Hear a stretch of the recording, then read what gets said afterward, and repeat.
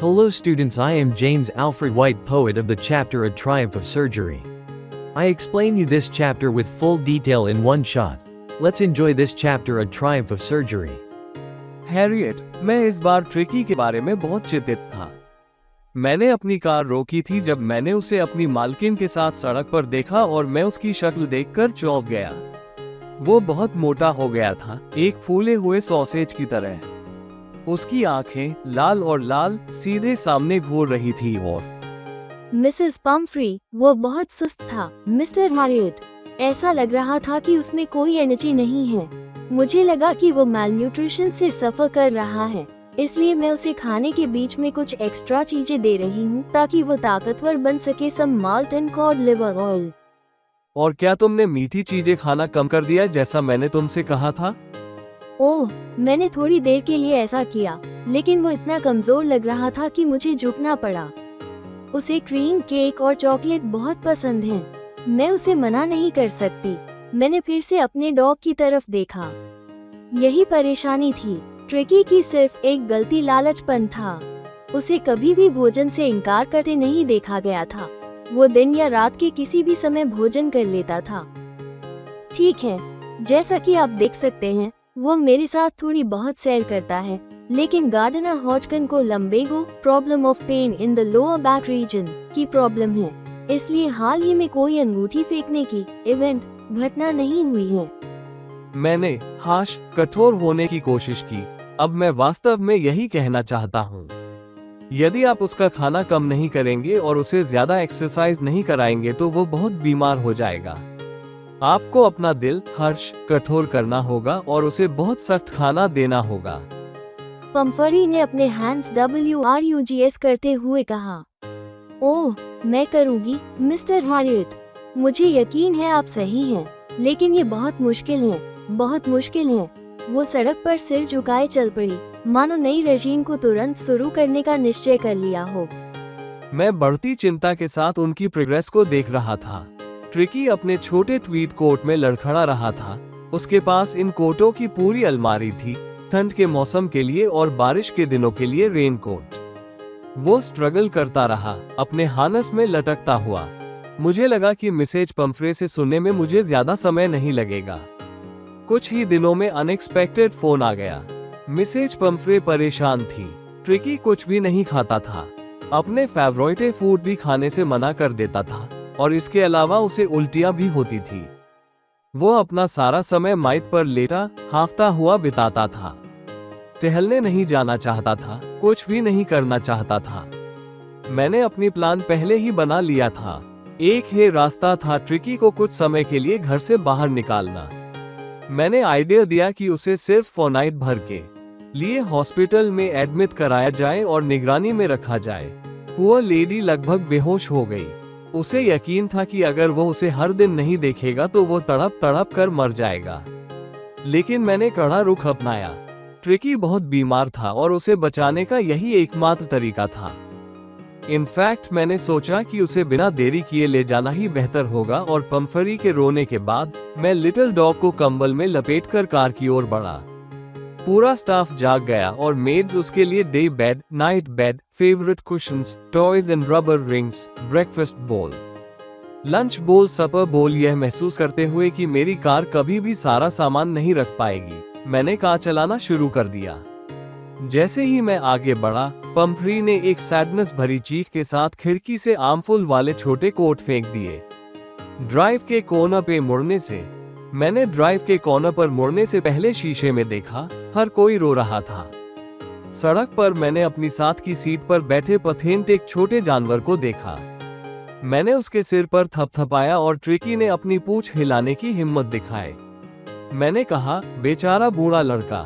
मैंने कहा, तुम्हारे अदर कोई किक नहीं है, लेकिन मुझे लगता है कि मैं तुम्हारे लिए एक इलाज जानता हूँ। सर्जरी के समय हाउस होल्ड डॉग मेरे चारों ओर उमड़ पड़े।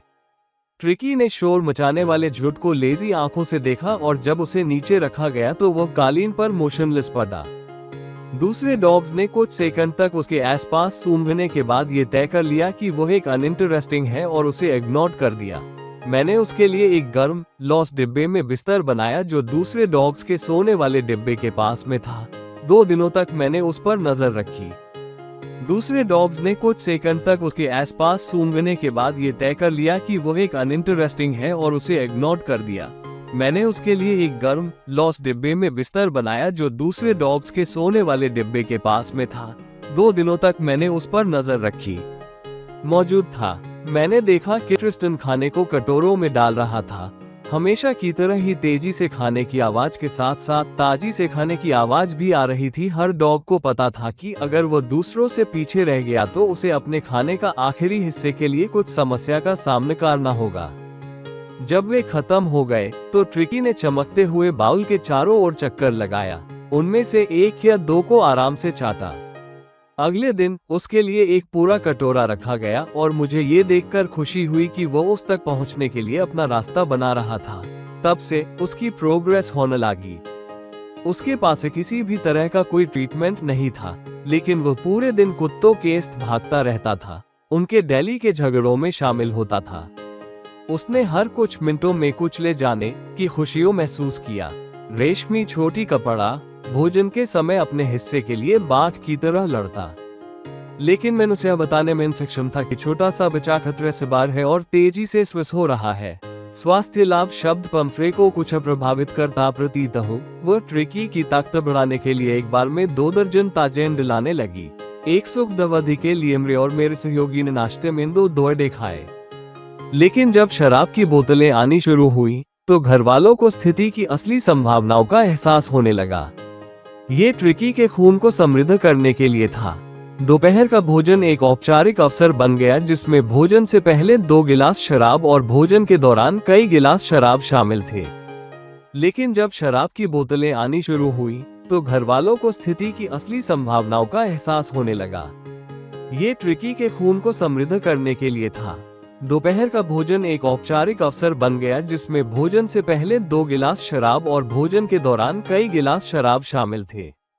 दोपहर की शराब से बेहतर और निरंतर बना रहा और ब्रांडी के साथ के चारों ओर शानदार डिंग से समाप्त हुआ। ट्रिकी को एक स्थायी तिथि के रूप में रखना एक प्रलोभन था, लेकिन मुझे पता था कि श्रीमती पंफ्रे पीड़ित थी और एक पखवाड़े के बाद फोन करके ये बताने के लिए मजबूर होना पड़ा कि छोटा कुत्ता ठीक हो गया है और संग्रह की प्रतीक्षा कर रहा था। कुछ ही मिनटों में सर्जरी के बाहर लगभग 30 फीट की चमचमाती काली धातु खड़ी हो गई। ड्राइवर ने दरवाजा खोला और मैं बस श्रीमती पंफ्रे की आकृति को देख पाया जो लगभग अंदर खो गई थी। उसके हाथ उसके सामने कसकर बंधे हुए थे, उसके होंठ कांप रहे थे।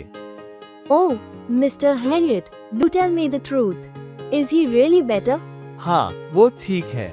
तुम्हें कार से उतरने की कोई जरूरत नहीं है, मैं जाकर उसे ले आता हूँ। मैं घर से होते हुए बगीचे में चला गया। कुत्तों का एक झुंड लॉन में इधर उधर भाग रहा था और उनके बीच कान फड़फड़ाते हुए, पूंछ हिलाते हुए ट्रिकी की छोटी सुनहरी आकृति थी। हाँ, वो ठीक है।